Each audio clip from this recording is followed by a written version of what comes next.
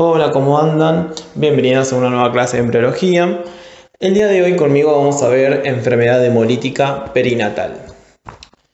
Esta es una enfermedad de alta relevancia tanto para la embriología como para la obstetricia, ¿sí? Así que vamos a empezar a conocerla dando una definición de la misma.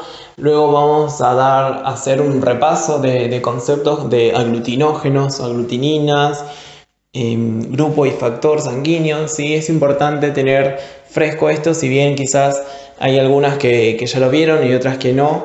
En otras materias es importante que lo sepan y que quede claro para poder entender mejor esta clase. Después de esto veremos la fisiopatología de la enfermedad, dando explicación de qué es lo que lo causa. Es un agente extraño, hay algo que lo está causando, cómo funciona, ¿sí? Y obviamente vamos a ver cómo es el efecto en el feto y en la madre, ¿sí? Luego de ver la clínica, vamos a explicar y hablar un poco del diagnóstico, ¿sí? Cómo realizar un diagnóstico, algo que es de suma relevancia en nuestra carrera. También veremos el tratamiento para el feto y por último la prevención de esta enfermedad. Bueno, antes de arrancar les dejo la bibliografía que consulté para realizar esta clase. Si bien los libros de embriología hablan un poco de lo que es la enfermedad hemolítica perinatal, me pareció que no estaba del todo completo, entonces decidí consultar en otros textos y bueno, estos dos son los que me parece a mí que están mejor explicados. Se los dejo por si quieren consultarlo. Igualmente nunca dejen de consultar en los libros de embriología, ¿sí? Que están recomendados por la cátedra. Así que bueno, nada, uno de los textos de donde saqué la info es el libro de obstetricia, el Swartz, séptima edición. Ahí dejé el capítulo y las páginas en donde se habla sobre este tema. Y el otro texto es la guía del Ministerio de Salud de Argentina, la cual habla sobre las recomendaciones para la práctica del control preconcepcional, prenatal y puerperal, y es de la edición del año 2013. Bien, vamos a definir la enfermedad. La enfermedad hemolítica perinatal o eritroblastosis fetal lo pueden encontrar, ya no se la denomina de esta manera. Se define como una anemia hemolítica feto-neonatal, ¿sí? Que es de causa extracorpuscular esta anemia hemolítica. Esto quiere decir que hay factores externos que van a ser los responsables, digamos, de esta hemólisis, ¿sí?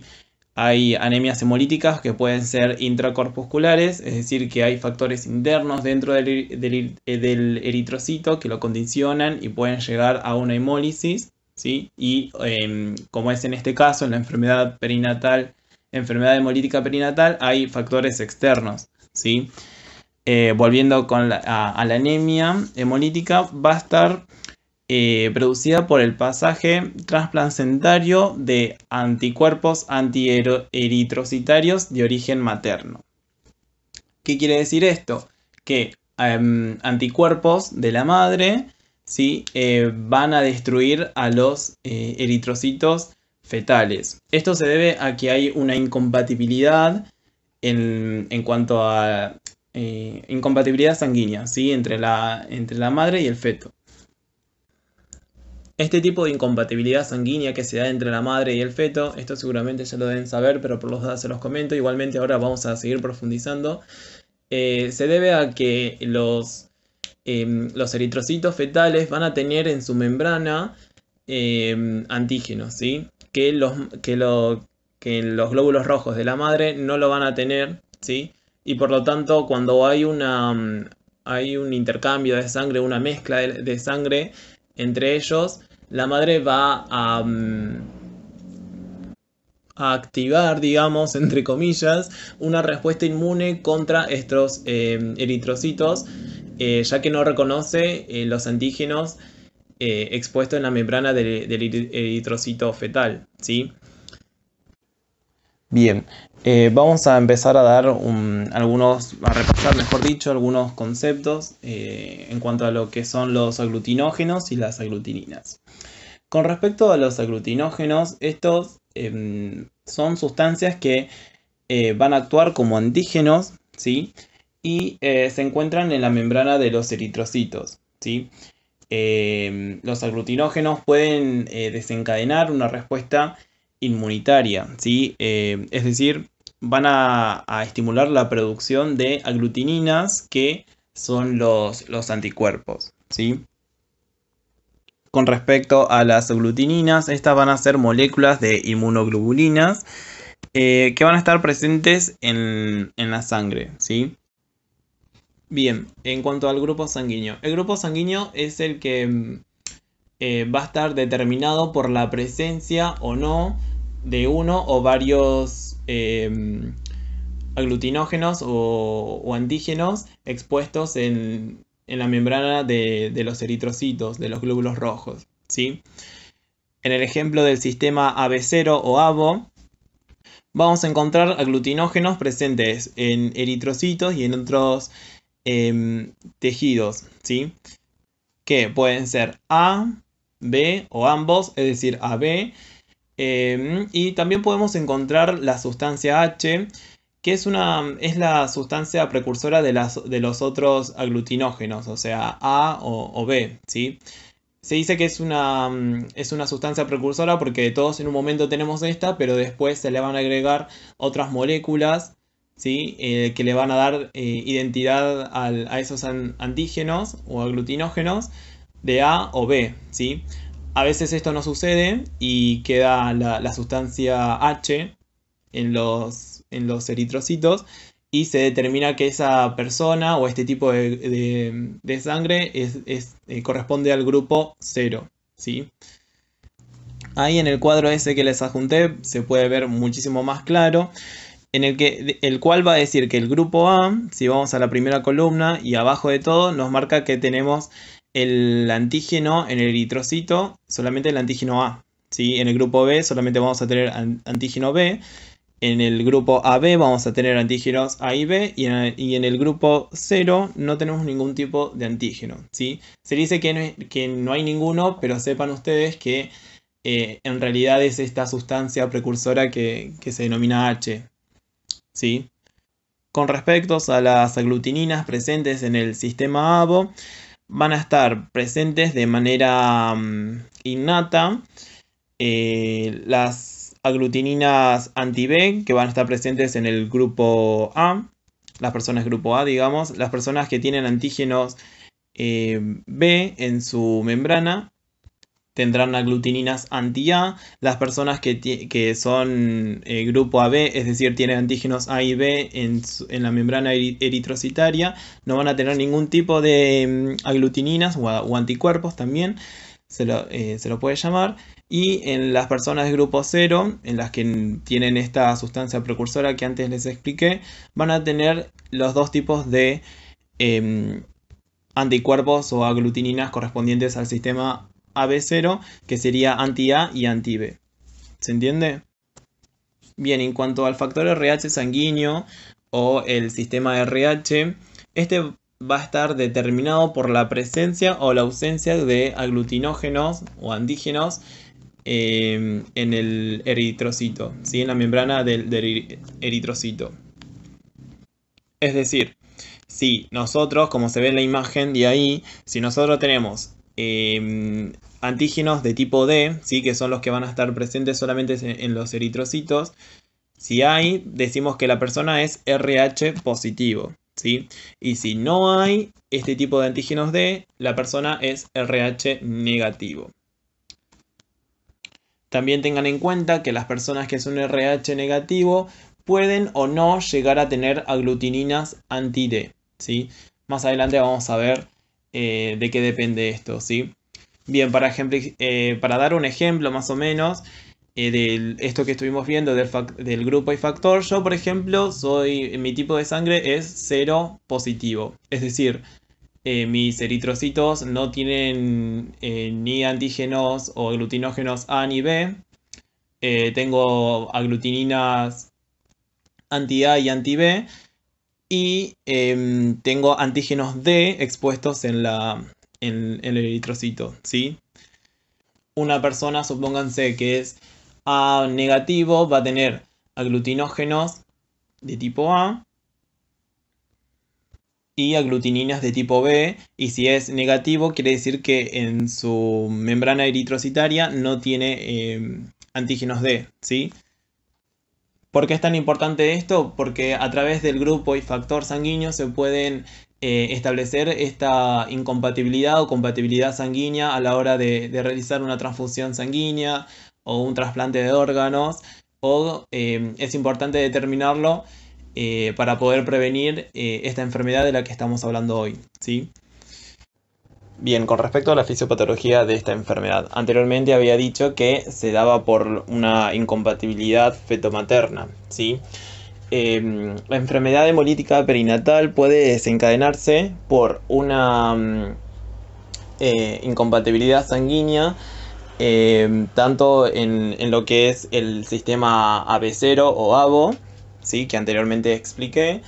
Pero esta no es tan frecuente y no es tan relevante. La que sí es importante es la incompatibilidad sanguínea que se da cuando la madre es RH negativo y el feto es RH positivo. Quiere decir que el feto tiene en la membrana de sus eritrocitos antígenos D, ¿sí? Entonces, ante un evento obstétrico en el que haya mezcla de sangre entre el feto y la madre, si ustedes saben que no es que están contactando todo el tiempo la sangre fetal con la materna, si es que vieron la clase de placenta, esto no sucede, digamos, de manera normal. Tiene que ocurrir algo, como por ejemplo no sé, amenaza de aborto en la primera mitad del embarazo, o un desprendimiento de una placenta normoinserta. En estos eventos hay cierta mezcla o cierto intercambio de sangre. Entonces lo que se produce es que los eritrocitos fetales vayan para la circulación sanguínea a través de la membrana, circulación sanguínea materna a través de la membrana placentaria, y esta última, es decir, la madre o la persona gestante RH negativa, desencadene una respuesta inmunitaria. Esta respuesta inmunitaria va a estar mediada primero por las inmunoglobulinas de tipo M o IgM, que son las encargadas de llevar a cabo, como ya dije, una respuesta inmune temprana, ¿sí? Estas se van a encargar de detectar a estos antígenos D expuestos en los eritrocitos fetales que están en la circulación sanguínea, y lo van a destruir, ¿sí? ¿Qué es lo que va a pasar en este actual embarazo, en donde se dio este intercambio de sangres? No va, o en el feto, ¿qué es lo que va a ocurrir? No va a ocurrir nada, ¿sí? Debido a que la inmunoglobulina M, al ser tan grande, no tiene la capacidad de atravesar la membrana placentaria, ¿sí? Entonces, en el feto no va a ocurrir nada, ¿sí? No va a pasar a circulación sanguínea fetal. Pero sí, lo que va a ocurrir es que la madre, a partir de esta exposición ante los antígenos de los eritrocitos fetales, se va a sensibilizar, se dice, ¿sí? O se va a inmunizar contra estos. Es decir, va a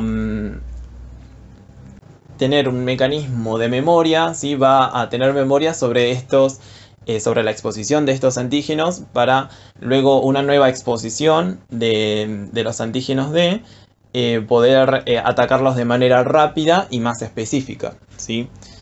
Ahí, como se ve en la imagen que adjunté, hay una mujer RH negativa con un feto de RH positivo. En la imagen de su derecha se ve que hay este intercambio de sangres, en donde se ve que los eritrocitos RH positivos fetales están en la circulación sanguínea, materna y se produce esta inmunización, ¿sí? Una vez que se tiene el embarazo, queda la madre inmunizada. Se ve que ahí tiene a los anticuerpos y esa forma de esa Y que ahí, esa forma tiene los anticuerpos, son las inmunoglobulinas M primero y después este mecanismo de memoria, ¿sí? Lo va a llevar a cabo otra inmunoglobulina que es la inmunoglobulina G, IgG, que tiene la particularidad de durar bastantes años y atravesar la membrana placentaria, ¿sí?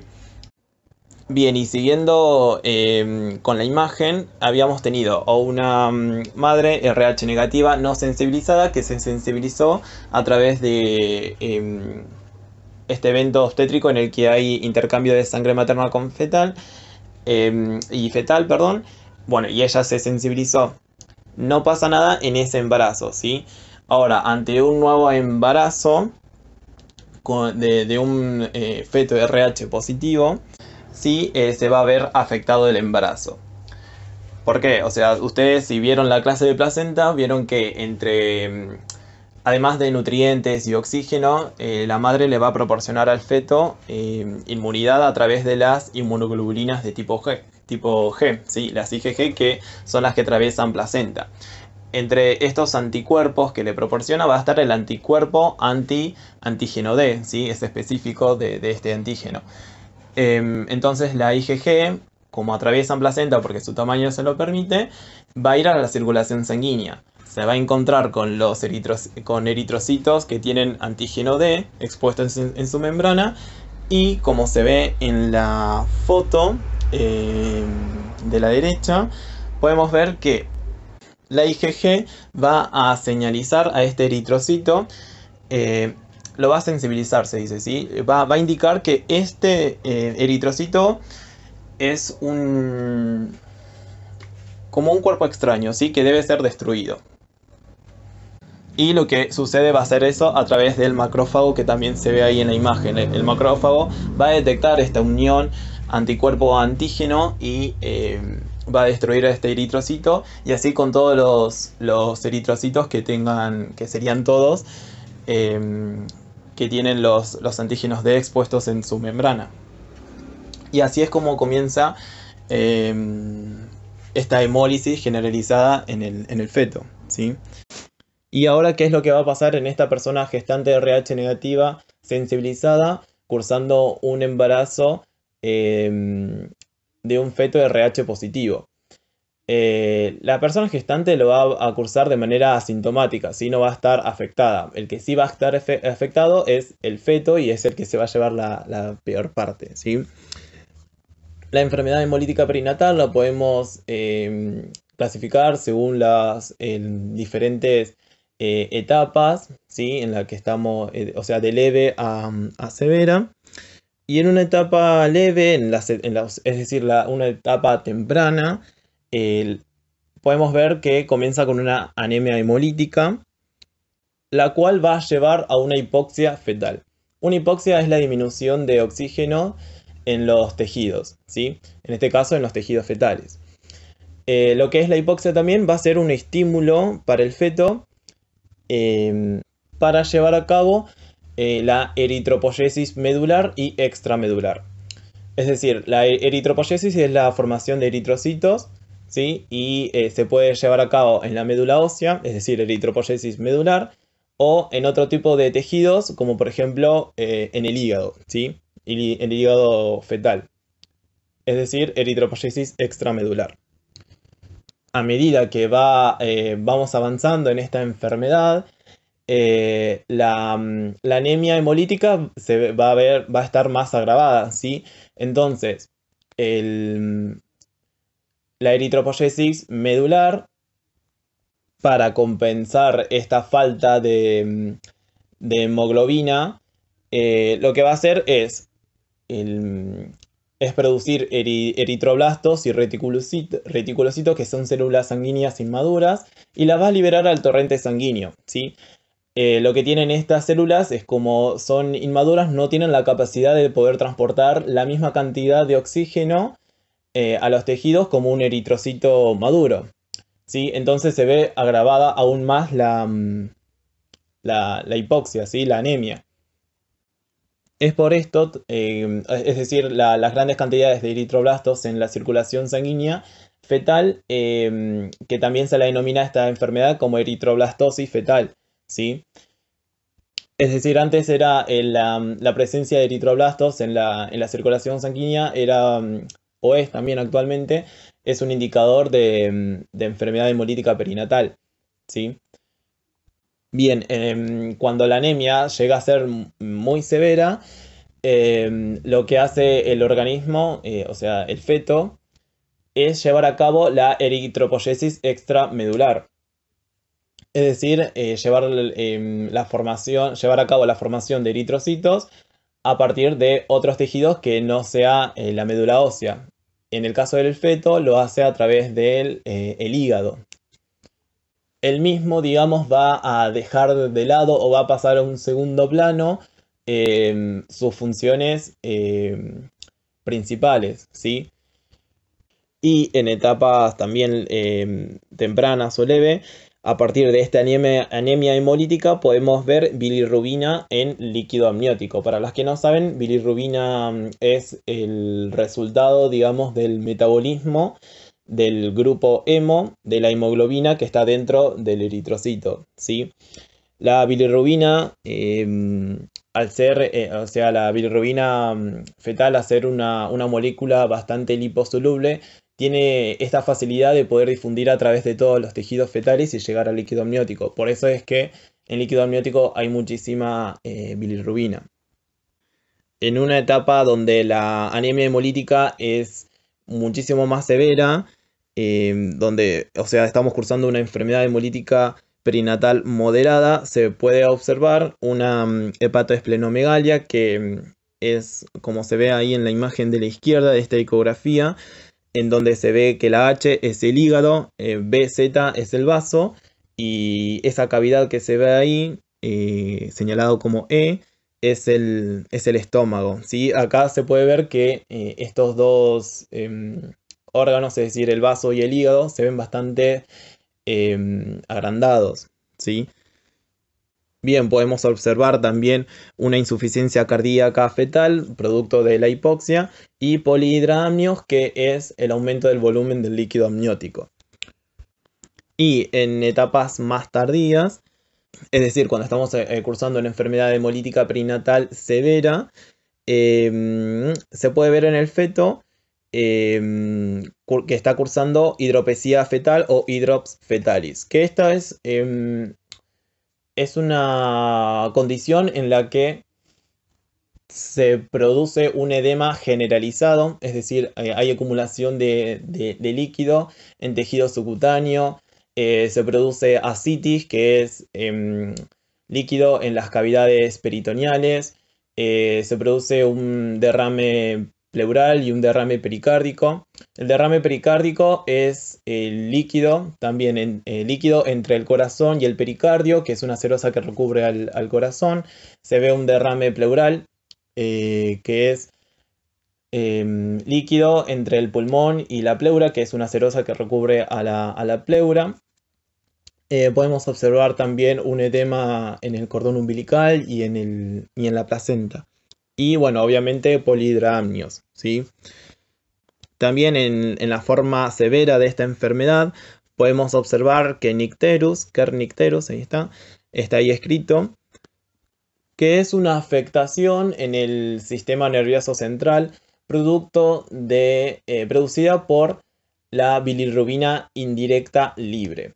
Es decir, vieron que antes les dije que había mucha bilirrubina o bilirrubinemia fetal, ¿sí? Dando vueltas, es mucha la cantidad que hay por el hecho de que tenemos una anemia hemolítica bastante severa, y la bilirrubina lo que hace es ser conjugada para ser excretada. Esta conjugación de la bilirrubina se lleva a cabo en el hígado. Pero recuerden que antes les había dicho que el hígado iba a dejar de lado, digamos, sus funciones principales para poder empezar a realizar esta eritropoyesis extramedular. Entonces el hígado, digamos que no está teniendo la capacidad de poder conjugar la bilirrubina. En este sentido, digamos como que no hay mucho problema porque la bilirrubina también puede pasar la membrana placentaria y la puede conjugar la madre. Lo que realmente es grave es que el hígado también lleva a cabo la producción de albúmina, que es una proteína que va a transportar a la bilirrubina. A la bilirrubina indirecta. Tenemos bilirrubina indirecta, que va a estar acompañada de la albúmina, y bilirrubina indirecta libre. Bien, es esta bilirrubina indirecta libre la que puede llegar a causar kernicterus, ¿sí? Al no haber producción de albúmina, van a incrementar en sangre las cantidades de bilirrubina indirecta libre, y esta tiene la capacidad de atravesar la barrera hematoencefálica, ¿sí? Por la cual va a llegar al sistema nervioso central, a afectarlo y producir kernicterus, ¿sí? Bien, y por último, en esta forma severa de la enfermedad podemos llegar a la muerte fetal o a la neonatal, ¿sí? Algo que no les mencioné es que en la ecografía de la derecha se muestra a un feto de 12 semanas que está cursando hidros fetalis o hidropesía fetal, y se ve como en el circulito, les marqué ahí en el circulito rojo, que esta es la cavidad torácica, ¿sí? Y se ven los pulmones en el centro y alrededor se ve como una línea negra, que esto vendría a ser el líquido presente entre el pulmón y la pleura, ¿sí? Este es un derrame pericárdico. Bien, y ahora vamos a ver cómo se da el diagnóstico de esta enfermedad. Lo primero que se debe hacer es constatar en una consulta preconcepcional, que es esta que se realiza antes de la concepción o en la primera consulta antenatal o prenatal, porque no todos hacen la consulta preconcepcional, es determinar el grupo y factor de la persona gestante, ¿sí? Em, si la persona gestante es RH positiva, no sucede nada, no se vuelve a controlar, o sea, digamos, nos despreocupamos porque no puede haber sensibilización, ¿sí? Por más que el feto sea RH negativo o positivo, ¿sí? Ahora, si la persona gestante es RH negativa, lo que tenemos que realizar es una prueba de Coombs indirecta. Coombs se escribe C-O-O-M-B larga S. La cual nos va a indicar si esta persona em, si está sensibilizada o inmunizada, ¿sí? Supónganse que o sea, está cursando un embarazo, no podemos determinar si ese feto es RH positivo o negativo. Entonces es muy importante determinar si está sensibilizada porque corre peligro este embarazo, ¿sí? Bien, lo que va a hacer la PCI, es decir, la prueba de Coombs indirecta, es buscar anticuerpos anti-D, ¿sí? Como se ve en la imagen de derecha, vemos la prueba de Coombs indirecta. En la primera imagen podemos ver el suero materno, ¿sí? Que puede llegar o no a tener anticuerpos, ¿sí? Es lo que nosotros tenemos que averiguar a través de esta prueba de Coombs, ¿sí? Si tiene anticuerpos, quiere decir que está sensibilizada. Si no tiene anticuerpos, quiere decir que no está sensibilizada, ¿sí? Entonces, lo que se hace es extraer suero materno. A este suero materno, como se ve en la imagen, se le va a agregar sangre, ¿sí? ¿Qué tipo de sangre? Va a ser sangre cero positiva, ¿sí? En la imagen se ve un resultado positivo. ¿Por qué? Porque en la tercera imagen de la imagen de la derecha, digamos, se ve que los anticuerpos, ¿sí? Estos grises que se ven ahí, están pegados a los glóbulos rojos, a los eritrocitos. Es decir, los eritrocitos tienen aglutinógenos o antígenos D, ¿sí? Si los anticuerpos que son específicos para este tipo de antígenos se pegan a los mismos, quiere decir que la madre está sensibilizada, ¿sí? Pero esto no se puede ver a través de ese frasquito, ¿sí? Entonces lo que se hace, como en la cuarta imagen, en donde se ve que están vertiendo como un líquido azul, eso es anticuerpos antihumanos, ¿sí? Se les llama. se le agrega a esta sangre, ¿sí? Y si se ve aglutinación, quiere decir que estos anticuerpos antihumanos se van a unir a los anticuerpos anti-D, ¿sí? No sé si se entendió. Bueno, se ve esta aglutinación y el resultado es positivo, ¿sí? Si fuera negativo, no habría esta aglutinación, es decir, cuando uno vierte este contenido azul que se ve acá representado, es decir, los anticuerpos antihumanos, no se vería esta aglutinación, daría negativa, ¿sí? Y el diagnóstico en el feto o en el neonato se va a llevar a cabo a través de una prueba de Coombs directa. En esta prueba de Coombs directa, lo que se buscan son anticuerpos anti-D en los eritrocitos fetales o neonatales. Es decir, si tenemos una madre sensibilizada, es decir, con anticuerpos anti-D, los eritrocitos fetales o neonatales van a tener pegados estos anticuerpos anti-D, ¿sí? Entonces lo que se hace es buscar esto. Como se ve en la imagen de la izquierda, está representado cómo se realiza la prueba de Coombs directa. Ahí se ve un brazo, puede ser el brazo del neonato. También se puede extraer sangre del feto a través de un procedimiento invasivo denominado cordocentesis, en el cual mediante este se le puede extraer sangre al feto mediante la vena umbilical, ¿sí? Bien, lo mismo que en la otra imagen, este va a ser un resultado positivo. Lo podemos ver, ¿por qué? Porque en el primer grafiquito, digamos, hay eritrocitos fetales con anticuerpos pegados. Es decir, estos anticuerpos son los anticuerpos maternos. Si daría negativo, estos anticuerpos no estarían pegados en los eritrocitos, ¿sí? Bueno, lo mismo que en la anterior prueba. Como esto no se puede ver a través de este frasquito, se le agrega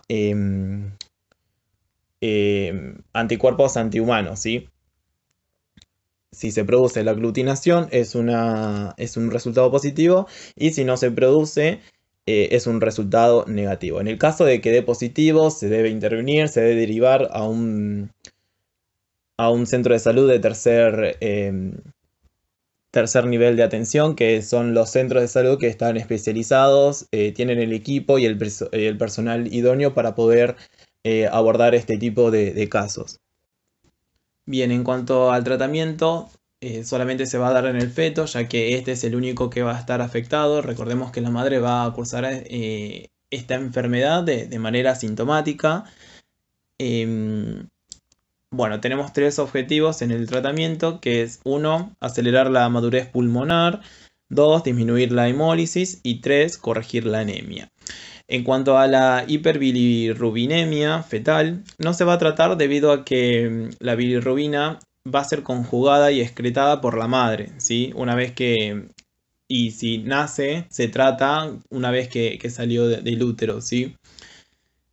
Así que no es tan importante el tema de la hiperbilirrubinemia, ¿sí? Sí, se vuelve muchísimo más severa o se llega al kernicterus, como expliqué anteriormente, pero si la anemia, si la hemólisis, esta anemia hemolítica prosigue muchísimo, ¿sí?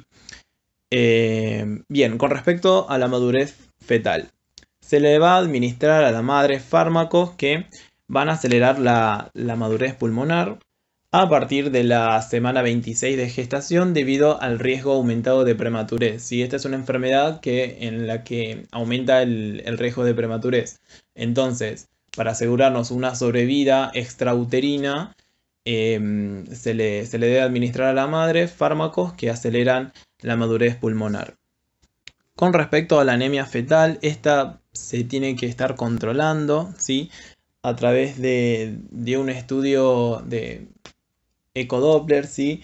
Se le denomina velocidad máxima sistólica de la arteria cerebral media fetal, que es la visualización de esta arteria, la cual va a tener ciertas características ante una hipoxia leve o severa, ¿sí? Nosotros mirando la misma, o el ecografista mejor dicho, mirando la misma va a poder determinar cuál es el estado de hipoxia del feto, ¿sí?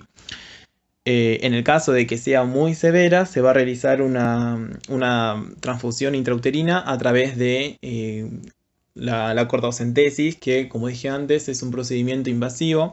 Ahí en la imagen del medio y la de la derecha se puede ver que la cortocentesis consiste en la punción transparieto-abdominal, se dice, eh, para extraer de la vena umbilical se utiliza para extraer de la vena umbilical una muestra de sangre o mismo para transfundirle sangre a través de esta misma vena, ¿sí? Se utiliza, como se ve en la foto, bueno, esta aguja que va a punzar el abdomen materno y un transductor para ir viendo, eh, para ir guiando, ¿no? Sí, ¿se entiende? Y para disminuir la hemólisis, a través de este mismo procedimiento, se le va a administrar inmunoglobulina humana inespecífica. Bien, con respecto a la prevención, también un tema muy importante en nuestra profesión, se va a llevar a cabo a través de la inmunoprofilaxis antenatal, ¿sí? El objetivo principal es prevenir la isoinmunización o la sensibilización materna o de la persona gestante, ¿sí? Si incumplimos con esta, o sea, la prevención de la sensibilización, prevenimos la enfermedad hemolítica perinatal. Entonces, para evitar la inmunización frente al antígeno D, se administra inmunoglobulina anti-D a la persona gestante RH negativo, ¿sí? Recuerden que para establecer si es una persona RH positiva o negativa hay que solicitar grupo y factor en las consultas preconcepcionales o en la primera prenatal, ¿sí? Bien, se le va a administrar inmunoglobulina anti-D a la persona gestante RH negativo frente a un riesgo de una hemorragia fetomaterna. O sea, cada vez que se encuentre, que se da, mejor dicho, un evento en el que las células sanguíneas fetales ingresan a la circulación materna, ¿sí? ¿Cuáles son estos eventos? Cualquier hemorragia durante el embarazo, que se puede dar por amenaza de aborto, aborto provocado o espontáneo, posaborto completo o incompleto, seguido o no de una evacuación uterina, un embarazo ectópico, enfermedad trofoblástica gestacional, una placenta previa sangrante, un desprendimiento de placenta normoinserta, manipulaciones durante intentos de una versión externa. Versión externa son maniobras que se llevan a cabo durante el tercer trimestre. Es muy invasivo y el objetivo es poder acomodar al feto en una situación longitudinal y en una presentación cefálica, ¿sí? A veces la presentación es pélvica o podálica, entonces se lleva, o transversa, ¿sí? La situación es transversa, y entonces lo que se lleva a cabo es hacer este procedimiento que es bastante invasivo, con el objetivo de que estén en una situación longitudinal y con la cabeza, digamos, por abajo, en una presentación cefálica, ¿sí? Bien, cuando se da la versión externa, también se puede dar cuando hay traumas abdominales o con procedimientos invasivos como la cordocentesis, ¿sí? Cada vez que hay este tipo de punciones, puede haber un intercambio de sangre.